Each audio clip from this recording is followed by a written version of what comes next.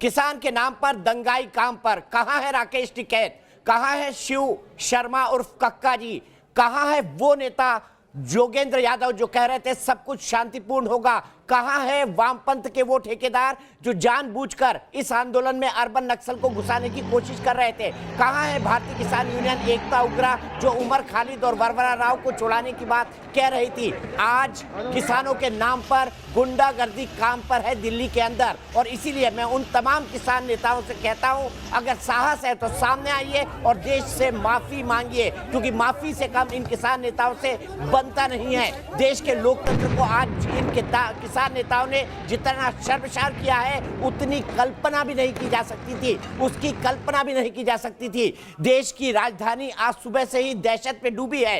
दिल्ली की सड़कों पर दंगे जैसी तस्वीर नजर आई। कृषि कानून वापस लेने की मांग पर अड़े किसानों ने ट्रैक्टर मार्च के दौरान बवाल कर दिया। किसानों के भेष में दंगाइयों ने दिल्ली पुलिस पर हमला किया, बैरिकेड्स तोड़े, बसों को नुकसान पहुंचाया और हाथों में हथियार लेकर बवाल काटते रहे। दिल्ली के आईटीए चौराहा हो या मुकरमा चौक या फिर सिंधु बॉर्डर या फिर लाल किला, सब जगह किसानों ने ट्रैक्टर रैली के दौरान खूब बवाल किया। आप ये 3 तस्वीर देख सकते हैं किस तरह से पुलिस वालों पर, वहां पर मौजूद सुरक्षा कर्मियों पर तलवारों का डर दिखाकर हमला किया जा रहा था। देखिए किस तरह से ट्रैक्टर से बसों को तोड़ा जा रहा है, जिन बसों को रोका गया था ताकि ट्रैक्टर दिल्ली के अंदर न घुस पाए, और बाकायदा रिटर्न कमिटमेंट दिया था संयुक्त किसान मोर्चा ने कि ट्रैक्टर उसी रूट पर चलेंगे जिस रूट पर सरकार ने और दिल्ली पुलिस ने परमिशन दी है। ये देखिए किस तरह से रॉड से हमला किया जा रहा है, किस तरह से रॉड से मारा जा रहा है। और कल ये किसान नेता बड़ी बड़ी बातें कर रहे थे कि किसी के हाथ में डंडा तक नहीं होगा। सीधे चलता हूं, हमारे साथ कई सारे खास मेहमान जुड़ गए हैं। मेरे साथ रमेश कुमार जी रिटायर्ड एसीपी दिल्ली जुड़ चुके हैं। मेरे साथ Sadhana Bharti national spokesperson Congress की जुड़ चुकी है। मेरे साथ थोड़ी ही देर में रोहित जाखड़ जो कि स्टेट प्रेसिडेंट है राष्ट्रीय किसान यूनियन के, वो जुड़ेंगे। मेरे साथ गोपाल कृष्ण अग्रवाल जो कि स्पोक्स पर्सन है भारतीय जनता पार्टी के, वो जुड़ेंगे। मेरे साथ सूरज अरोड़ा जुड़ेंगे जो कि इस वक्त आईटीओ पर मौजूद है। देखिए ये तस्वीर है किस तरह से पुलिस वालों पर ट्रैक्टर चढ़ाने की कोशिश की गई, किस तरीके से वहां पर ये देखिए एक लाल झंडा दिख रहा है, लाल सलाम वालों का, वामपंथियों का झंडा, और वो ट्रैक्टर से किस तरह से पुलिस वालों की जान लेने की कोशिश की गई। सीधे लाल सिंह के पास चलते हैं। लाल सिंह के पास लेटेस्ट जानकारी है। लाल सिंह क्या अपडेट मिल रही है अभी? देखिए लगातार दीपक जी जो आप कह रहे हैं कि हिंसा हो गई है दिल्ली में, लेकिन जहां तक राजस्थान की बात है, हरियाणा की बात है, यहाँ पूरी तरह शांतिपूर्ण रहा किसान आंदोलन। मेरे साथ योगेंद्र यादव है जो लगातार कह रहे थे कि किसानों का आंदोलन सपोर्ट रहना चाहिए। योगेंद्र जी आप लगातार कह रहे हैं कि शांति ही किसानों की ताकत है, लेकिन दिल्ली में जो नजारा देखने को मिला है ना किसान देखना चाहता है ना देश देखना चाहता है। बिल्कुल सही कहा आपने।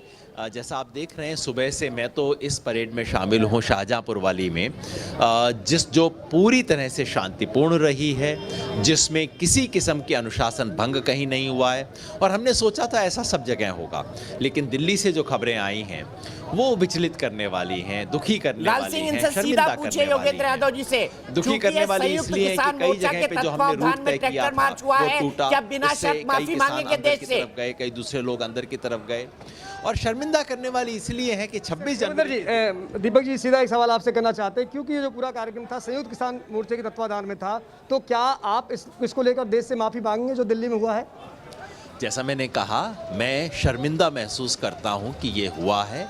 अब किसने किया है मेरी जानकारी में नहीं है। अभी तक जो जानकारी है वो ये है कि लाल किले में दूसरा झंडा फहराने की हरकत जिन्होंने की है, दीप सिद्धू या ऐसा कुछ उनका नाम है, वो हैं जिनको संयुक्त किसान मोर्चा ने पहले दिन से बाहर रखा है और कहा है कि वो हमारे मंच पे नहीं बोलेंगे। और जो सिंघू बॉर्डर पे जिस संगठन ने पहले उसको तोड़ा है अनुशासन को, वो हमारे संयुक्त किसान मोर्चा का हिस्सा नहीं रहा है। उन्होंने घोषणा की थी कि हम इनका हिस्सा नहीं होना चाहते। फिर भी किसी भी आंदोलन का नेतृत्व वर्ग पूरे आंदोलन से अपना हाथ नहीं धो सकता। उस आंदोलन में जो कुछ हो हमारी जिम्मेवारी बनती है, और उसके नेतृत्व वर्ग का एक हिस्सा होने के नाते मैं अपनी जिम्मेवारी कबूल करता हूँ। एक बात और मैं जानना चाहूंगा कि लाल सिंह तिरंगा यात्रा आपने नाम दिया, हर ट्रैक्टर पे तिरंगा लगा है। लाल सिंह मेरा एक दूसरा सवाल है जी। मेरा दूसरा सवाल भी बड़ा सीधा है। हिंसा हुई थी तो महात्मा गांधी ने अपना असहयोग आंदोलन वापस ले लिया था चौरा चौरी की घटना के बाद। देश को शर्मसार करने वाली इन तस्वीरों के बाद क्या संयुक्त किसान मोर्चा अपने आंदोलन को स्थगित करेगा आज की घटनाओं को देखने के बाद? क्योंकि अब ये मांग चारों तरफ देश से उठ रही है। बिल्कुल दीपक जी, मैं आपका सवाल सीधे योगेंद्र जी करता हूं। योगेंद्र जी, दीपक जी का ये कहना है कि जिस तरह जब चोरा चोरी कांड में हिंसा हुई थी तो महात्मा गांधी ने अपना आंदोलन वापस ले लिया था। आपके आंदोलन में हिंसा की तस्वीरें देखने को मिल रही है, तो क्या आप आंदोलन वापस लेंगे? देश भर से इस तरह की आवाज़ें उठ रही हैं। आपको ध्यान होगा चौरा चौरी में क्या हुआ था। चौरा चौरी में काफ़ी लोगों को कमरे में बंद करके जला दिया गया था। मुझे अभी पता नहीं कि घटनाएं किस तरह की हुई हैं, क्या हुई हैं। शाम को बैठेंगे, असेस करेंगे कि क्या घटनाएं हुई हैं, किसने की, किसके दोष से हुई, उसके बाद ही कुछ कहा जा सकता है। लेकिन मैं आपको शुरू से ही कह रहा हूं, इसकी जिम्मेवारी से अपना कंधा मोड़ना बहुत नालायकी का काम होगा। तो मैं बिल्कुल स्पष्ट कह रहा हूं। मेरे ख्याल में दीपक भाई जो सुनना चाहते हैं उन्हें शायद शर्मिंदगी शब्द सुनने की इच्छा होगी, जो मैं अपने मुंह से 2 बार बोल चुका हूं। जो हुआ है निंदनीय है। लाल सिंह जी, शर्मिंदगी की बात नहीं है, ये सिर्फ देश के लोकतंत्र से अनकंडीशनल माफी मांगनी चाहिए। वर्ग है, उसकी जिम्मेवारी से कोई मैं बच के नहीं भाग रहा हूं, क्योंकि अगर कोई मूवमेंट, शर्मिंदगी से काम नहीं चलेगा यहाँ पर, क्योंकि जिस तरह जो हालात बने, आज पाकिस्तान ट्वीट कर रहा है कि लाल किले पर जब हम तिरंगा फहराते हैं, तिरंगा उतार के दूसरा झंडा फहरा दिया गया। आज हमारे गौरव के दिन किस तरह हमारा गर्व चूर चूर हुआ है, तो क्या केवल इससे काम चल जाएगा, शर्मिंदगी से? सवाल ये होता है कि वो व्यक्ति कौन था, उसका क्या संयुक्त किसान मोर्चा से कोई संबंध था, ये तो देखना पड़ेगा ना।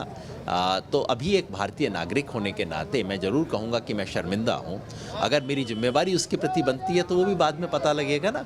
यहाँ बैठा हुआ मैं कह दूँ कि ये कर दूंगा, वो कर दूंगा, वो तो हल्की हरकत होगी, है ना।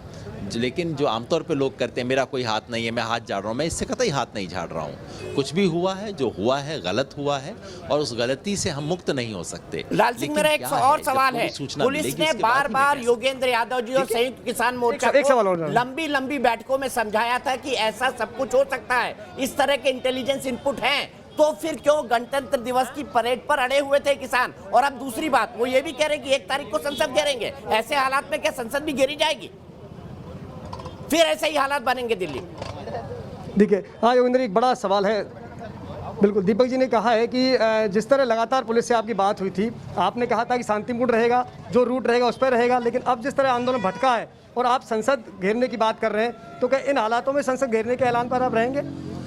हमें इसके बारे में मूल्यांकन करना पड़ेगा। ये कोई मेरा व्यक्तिगत निर्णय नहीं है, ये पूरे एक समूह का निर्णय है। समूह बैठेगा, बात करेगा, वो फैसला करेगा। मैं यहाँ बैठ के आधे घंटे के अंदर घोषणा कर दूं, ये चीज़ें तो नहीं होती ना ऐसे। ठीक है लाल सिंह, अभी भी अनकंडीशनल माफी मांगने से योगेंद्र यादव ने इनकार किया। हमारा उनसे सीधा कहना था, जो कुछ हुआ है, जिस तरह की तस्वीरें आई है, अब वो इस बात से पल्ला झाड़ रहे हैं कि जिस व्यक्ति ने लाल किले पर झंडा फहराया है, तिरंगे की जगह जो झंडा फहराया है, उनका कहना है कि उस आदमी का किसान आंदोलन से कोई लेना देना नहीं है। तो सवाल ये भी खड़ा होता है कि जब दिल्ली पुलिस बार बार इन तमाम लोगों को समझा रही थी कि आंदोलन में ऐसे तत्व आ गए हैं, पाकिस्तान के 308 ट्विटर हैंडल बंद करने पड़े हैं, आज पाकिस्तान के टेलीविजन में भारत के बारे में क्या क्या कहा जा रहा है इस किसान आंदोलन के चलते, वो मेरे कान सुनना पसंद नहीं कर रहे हैं। मैं सीधे चलता हूं गोपाल कृष्ण अग्रवाल जी के पास, उसके बाद मैं अपने 2 संवाददाताओं के पास जाऊंगा। मुझे ज्योति दिखाई दे रही है और साथ ही साथ मुझे सूरज अरोड़ा भी दिखाई दे रहे हैं। लेकिन गोपाल जी, आप मुझसे जुड़े, उससे पहले मैं सीधे सूरज के पास चलता हूं। सूरज, आईटीओ पे इस वक्त क्या पोजीशन है? मुझे बताया जा रहा था कि किसानों ने बच्चों को आगे कर दिया है, क्या वहां से किसान हट चुके हैं या नहीं हटे हैं, या संघर्ष की नौबत अभी भी बनी हुई है? एग्जैक्टली दीपक जी, बिल्कुल तस्वीरें आपको दिखाते चलते हैं, क्योंकि यहाँ नेटवर्क जो है वो क्लोज है, वो बंद कर दिया गया है, तो हमें थोड़ा सा डिस्टेंस पे खड़ा होना पड़ा है। शांतिपूर्ण आंदोलन की सबसे पहले तस्वीरें दिख जाएंगी। ये जो फूटी हुई बसें हैं जिनको क्षतिग्रस्त किया गया है, इसके पार जो किसान हैं वो बैठे हैं। मैं अपने वीडियो जर्नलिस्ट जगदीश जी से कहूंगा कि आगे आने की कोशिश करें, शायद हम आपको वहां तक की तस्वीरें दिखा भी सकें। और खुद जो अभी हम देख के आए हैं, जहां पर छोटे बच्चों को आगे बैठाया गया है। आज दिन में नांगलोई की कवरेज करते वक्त का एक वाक्य और मैं आपको बता दूं, पूरा एक्शन मोड हमने बाकायदा पुलिस का देखा, वाटर कैनन तानते हुए देखा, सब कुछ देखा, लेकिन जब बैरिकेड टूटे तो संयम इतना था सुरक्षा बलों में कि किसी तरह की कोई भी, ये तस्वीरें आप देख सकते हैं, आगे की, जहां पर सुरक्षा बलों ने घेरा बना रखा है दीपक जी, और उसके आगे बाकायदा सड़क पर किसान बैठे हैं डेड बॉडी रख के। आज जिस तरह से एक प्रदर्शनकारी की जान भी गई है, और इसके बैक साइड की तस्वीरें मैं अपने वीडियो जर्नलिस्ट से कहूंगा कि जरूर यहां की दिखाएं आपको कि किस तरह का नजारा, किस तरह के हालात जो हैं, सड़कों पर बिखरा कांच और सरकारी संपत्ति का किस तरह से नुकसान हुआ है। और सबसे बड़ी चीज, ये सड़क वही है जहां पर कदम ताल कर आज ही के दिन, गणतंत्र दिवस के दिन, जो सेना है, जो जवान है हमारे, जो सुरक्षा बल हैं, वो गौरव बढ़ाते हैं। और इसी सड़क पर हिंसा का नंगा नाच खेला गया है, और वो तस्वीरें आईटीओ पर अभी भी बनी हुई हैं। जवान और किसान आमने सामने बैठे हैं, और किसानों के भेष में जो उपद्रवी हैं उनका तांडव सड़क पर साफ तौर पर दिखाई भी दे रहा है। बिल्कुल सूरज, सब कुछ साफ दिखाई दे रहा है सड़क पर, किस तरह से गणतंत्र पर गुंडा तंत्र हावी हो गया है। शर्मिंदगी की बात है उन लोगों के लिए जो इस आंदोलन की अगुवाई कर रहे थे। एक चीज मैं आपसे और जानना चाहूंगा, पुलिस क्या कर रही है? हटाने के लिए बातचीत का प्रयास, या दोनों तरफ से यथास्थिति बनी हुई है? दीपक जी, वो भी तस्वीरें मैं आपको दिखाता हूं कि आज किस तरह से जो सुरक्षा बल है, इतना संयम का परिचय लगातार हमारी कवरेज के दौरान, मैं खुद साक्षी रहा हूं, और बिल्कुल संकोच नहीं है ये कहने में मुझे कि बाकायदा मैंने जो तस्वीरें देखी हैं, सड़क पर नीचे बैठे हुए भी देखा, और यहां पर भी स्थिति आप देख सकते हैं कि किसान में बीच में बैठे हैं, और लगातार जो सुरक्षा बल हैं, मैं अपने वीडियो जर्नलिस्ट से कहूंगा कि यहां की भी तस्वीरें दिखाएं, जो ये बीच में बैठे हैं, आप वो भी सड़कों पर बैठे हैं। महिला जो पुलिस हैं वो भी जमीन पर यहां पर बैठी हुई हैं, जिनके साथ आज अभद्रता की जो तस्वीरें हैं वो भी सामने आई हैं। और ये बस की तस्वीरें एक बार फिर जरूर देखनी बनती हैं कि कितनी बुरी तरह से जो हालात बनाए हैं यहां पर, किस तरह से बाकायदा सरकारी संपत्ति का नाश किया गया। और अब सुरक्षा बलों की अगर तस्वीर देखें तो वो आप सामने देख सकते हैं। गणतंत्र दिवस का आज दिन, वो दिन जिस दिन प्राउड फील करता है हर कोई। आम लोग जो है वो सड़कों पर शाम को घूमने भी निकलते हैं। सही बात है सूरज, दुर्भाग्य की बात यह है सूरज कि ये तमाम आंदोलनकारी भारत के संविधान की बात करते हैं। संविधान उनको आंदोलन करने का अधिकार देता है, लेकिन संविधान उनको फंडामेंटल राइट्स के साथ फंडामेंटल ड्यूटी देता है, जो राष्ट्र के प्रति उनका खुद का कर्तव्य होता है। क्या बसें तोड़ना, क्या आतंक फैलाना, क्या गुंडागर्दी करना, क्या तलवारें चलाना, क्या लठ से महिला पुलिस कर्मियों को मारना, क्या ये उनका संवैधानिक अधिकार है? बिल्कुल नहीं। सीधे चलूंगा मेरे सहयोगी रुमान उल्लाह खां के पास। रुमान, बताइए आप कैसे हैं? आप ठीक हैं अभी? और कहां कहां चोट लगी है आपको? और हरीश का क्या हाल है? क्या वो भी आपके साथ इस वक्त मौजूद है? क्योंकि आप दोनों के साथ बिल्कुल एक तरह से जान से मारने की तरह हमला किया गया वहां पर लाल किले पर। देखिए, बिल्कुल, और पूरी तरह से घेर लिया गया था, क्योंकि जो शर्मनाक हरकत वो लाल किले पर कर रहे थे वो हम कैप्चर कर रहे थे और एज इट इज देश तक पहुंचा रहे थे। सीधे तौर पर उन्होंने हमला कर दिया, पीछे से डंडों से, और कई सारे उनके पास औजार थे उनसे हमला किया। हरीश कैमरा पर्सन मेरे साथ मौजूद है, इनको घसीटते हुए ले गए, इनके खासी चोटें आई हैं। अभी हॉस्पिटल से हम सब अपना मेडिकल करा के और तमाम एक्सरे करा कर लौटे हैं। पीठ पर काफी ज्यादा दर्द है। पीछे से उनकी बस कोशिश थी कि किसी तरह खींच कर ले जाएं, क्योंकि वो किसान नहीं है, सीधे तौर पर गुंडे हैं और एक एजेंडे के तहत यहाँ पर आए हैं। क्योंकि आज सीधे तौर पर तस्वीरें साफ हो गई, क्योंकि जिस तरीके से वो सिंघू बॉर्डर से निकल कर आए, और वो किसान जो कभी दिल्ली में नहीं आए थे, सीधा राइट और लेफ्ट सही लेते हुए एकदम लाल किले पर पहुंचे, और वेल इक्विप्ड थे वो। उनको पता था गुंबद पे रस्सी डाल के कैसे चढ़ना है, खंबे पे चढ़ने के उपकरण उनके पास थे। और वो जगह जहां पे प्रधानमंत्री हर साल झंडा ध्वजारोहण करते हैं, उस जगह पर चढ़कर अपना झंडा उन्होंने लगाया, गुंबदों पर चढ़कर लगाया। उस जगह पर कब्जा कर लिया लाल किले पर, जो हाई सिक्योरिटी जगह है, जहां पर पूरे साल थ्रेट की वजह से रुमान, मैं आपको 1 मिनट के लिए रोकूंगा, मैं सिर्फ 1 मिनट के लिए रोकूंगा। मैं आपकी आवाज में दर्द को महसूस कर सकता हूं, दर्द को किस तरह से पी के आप रिपोर्टिंग कर रहे हैं। लेकिन किसानों के हंगामे को लेकर एक बड़ा फैसला हुआ है। गृह मंत्री अमित शाह की सुरक्षा को और बढ़ा दिया गया है। गृह मंत्री अमित शाह की सुरक्षा बढ़ाई गई है, क्योंकि गृह मंत्री ही अगुवाई कर रहे थे इस पूरी बातचीत की। दिल्ली में जो कुछ हुआ है शर्मनाक है। ऐसे लोगों को अन्नदाता या किसान कतई नहीं कहा जा सकता, जो सड़क पर गुंडागर्दी कर रहे थे, जो सड़क पर तलवारें चला रहे थे, जो ट्रैक्टर से बैरिकेड तोड़ रहे थे, जो महिला पुलिस कर्मियों को पीट रहे थे, जो सरकारी संपत्ति को नुकसान पहुंचा रहे थे, जो लाल किले की प्राचीर पर चढ़ रहे थे, जो लाल किले की प्राचीर के साथ बदतमीजी करने की कोशिश कर रहे थे, वहां पर हुड़दंग मचा रहे थे, इन्हें किसान कतई नहीं कहा जा सकता। सीधे चलता हूं रुमान के पास। रुमान, मैं तस्वीरों में देख सकता हूं किस तरह से आपको सर पर डंडा मारा गया है, दिखाई दे रहा है तस्वीरों के अंदर। तस्वीरें वो दिखाई है जब रुमान के सर पर डंडा मारा गया है। निहत्ते रुमान जब रिपोर्टिंग कर रहे थे, उनके सर पर डंडा मारा गया है। कैमरामैन हरीश के क्या हाल है रुमान?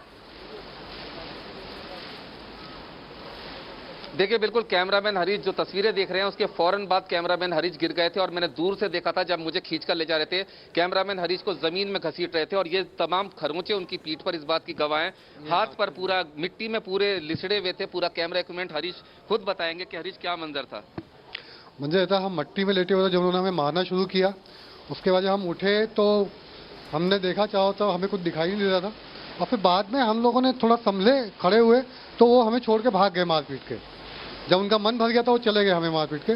फिर हम लोग वहाँ से उठे, अपना सामान अपना इक्विपमेंट देखा, कैमरा छीनने की कोशिश कर रहे थे। कैमरा हमारा कैमरा छीनने की कोशिश की, माइक छीना उन्होंने, लेकिन हम लोगों ने दिया नहीं। हम लोगों ने पकड़ के रखा हुआ था बहुत मुश्किल से, लेकिन एक दो लोग हमारी मदद के लिए भी आए और तब हम पीछे से कूद कूद कर मार रहे थे वो पीछे से। और ऐसा नहीं था कि उसके अंदर आइडेंटिफाई थे, उनमें से कुछ शख्स ऐसे थे जो मैंने बुराड़ी में जब कवरेज में कर रहा था उस समय वो थे, उन्होंने कृपाण लगा रखी थी और पूरे इक्विप्ड थे वो, नी कैप और ये तमाम चीजें जो कि कमांडो पहनते हैं उस तरह के पहने हुए। और उसी शख्स को मैंने लाल किले पर देखा जिस समय मैं तस्वीरें दिखा रहा था, जो शर्मनाक हरकत ये लोग कर रहे थे। मैंने ये कहा कि ये कौन है जो चढ़ा रहे हैं, इनका किसान तो हो नहीं सकते, कौन है, इनसे पूछने पर ही पता चलेगा कि कौन लोग हैं। उसी समय उसने 3-4 लोगों को बुलाया और एक मॉब इकट्ठा हो गई। लकड़ी के पाए थे उनके पास जिसपे पीतल लिपटा हुआ था और वो कह रहे थे ये चीजें हम सिर फोड़ने के लिए लेकर आए। मतलब साफ था कि अगर वो खींचकर हमें अंदर ले जाते तो उनके जो इरादे थे वो क्या थे, क्योंकि पुलिस के जवानों पर भी उन्होंने हमला किया। पुलिस के जवान विनम्रता से हाथ जोड़ रहे थे उनके सामने कि मत कीजिए। ऊपर लाल किले की प्राचीर पर कब्जा कर लिया और हरीश के काफी रुमान में 1 मिनट के लिए आपको रोकूंगा। देखिए, पीरागढ़ी में एक बार फिर संघर्ष शुरू हो चुका है। किसान ट्रैक्टर दौड़ा रहे हैं, अफरा तफरी मची हुई है पीरागढ़ी के अंदर और मेरे ख्याल से अब ये दिल्ली के बॉर्डर में घुसने की कोशिश एक बार फिर से पीरागढ़ी में कर रहे हैं। और आप ये तस्वीरें देख रहे हैं, रिपोर्टर रुमान को किस तरह से सर पर डंडा मारा गया निर्ममता से। क्या हम इसे अन्नदाता कहेंगे जो 2 जून का रोटी देता है? क्या वो हमारे रिपोर्टर की जान लेने की कोशिश कर सकता है? इस बीच पीरागढ़ी में और हंगामा हो गया है। एक छोटे से रिएक्शन के लिए सीधे चलता हूं। ज्योति तनेजा भसीन हमारी रिपोर्टर और एंकर हमारे साथ मौजूद है। ज्योति, बताइए, आप तो ठीक है क्योंकि मैंने आपके साथ भी बदतमीजी होते देखी है लाइव कैमरे पर। जी बिल्कुल दीपक, ऐसा हुआ था क्योंकि मेरे कैमरा पर्सन को पहले आप देखिए पवन जी ने घेर लिया गया था। मोहित राज दुबे उस वक्त मेरे साथ मौजूद थे, मोहित बख्शी मेरे साथ मौजूद है, रवि सिसोदिया मेरे साथ मौजूद है, इनके कैमरामैन मेरे साथ मौजूद है। तो हम पूरी टीम लगातार लाल किले से बनी रही और पल पल की खबर अपने दर्शकों तक पहुंचाते रहे। एक वक्त ऐसा था कि हम लोग सिंघू बॉर्डर से सुबह निकले, चूंकि मोहित बख्शी, मोहित दुबे और मैं सुबह पहुंच चुके थे सिंघू बॉर्डर। वहां से जब हम निकले और वहां से निकलकर जब बैरिकेड्स तोड़े गए, खासतौर पर जब बैरिकेड्स तोड़े गए, भीड़ आगे बढ़ रही थी। हमने पूछा आप कहाँ जा रहे हैं, ये ट्रैक्टर कहाँ जा रहे हैं? हम भी उनके साथ साथ चल रहे थे तो पता लगा कि लाल किले की तरफ। बहुत सारे लोगों को तो पता भी नहीं था कि कहां जा रहे हैं, जहां भीड़ जा रही है वो पीछे पीछे जा रहे हैं। लेकिन फिर जब हम लाल किले पर पहुंचे तो वहां पर अचानक से भगदड़ मचनी शुरू हो गई और उस वक्त हम वहां पर रिपोर्टिंग कर रहे थे, आप तक खबरें पहुंचा रहे थे, दर्शकों तक तस्वीरें पहुंचा रहे थे कि तभी अचानक से कोई भीड़ के कुछ लोग हमारे पास आए। उन्होंने हमारा कैमरा बंद कराने की कोशिश की। हमने कहा देखिए हम रिपोर्टिंग कर रहे हैं, हमें मत रोकिए, तस्वीरें हम पहुंचा रहे हैं। तो उन्होंने कहा कि नहीं आप प्लीज कैमरा बंद करिए। फिर पवन को घेर लिया गया, कैमरा एक बार बंद करा गया। हमने फिर कोशिश की कि हम तस्वीरें आप तक पहुंचाएं, फिर पवन को घेर लिया गया। लेकिन एक और बात बता दूं कि इनके पास माइक मौजूद था। ये मैं जिस माइक को मैंने पकड़ा हुआ है, ये माइक ऑफिस का एक और मौजूद था, इनके पास था। वो उस वक्त कुछ लोग आए और उनसे छीनकर चले गए। पवन क्या हुआ था बताइए। जी, जब मैं भाग रहा था, मॉब आई और मैं भागने की कोशिश कर रहा था तो मुझे पकड़ लिए और मुझे पकड़ के मेरा कैमरा छीनने की कोशिश किए और मेरा माइक छीनने की कोशिश की और मुझे मारा। मेरे मारने के बाद मैंने जो है वो मना। देखिए अभी हम यहाँ रिपोर्टिंग कर रहे हैं। मैं आपको 1 मिनट रोकूंगा, बाकी रिपोर्टर से हम बात करेंगे। मेरे लिए मजबूरी है इस वक्त ब्रेक लेने की। ब्रेक के बाद मैं तुरंत ज्योति के पास जाऊंगा। बाकी हमारे सहयोगियों का क्या क्या अनुभव रहा है उसकी बात करेंगे ब्रेक के तुरंत बाद।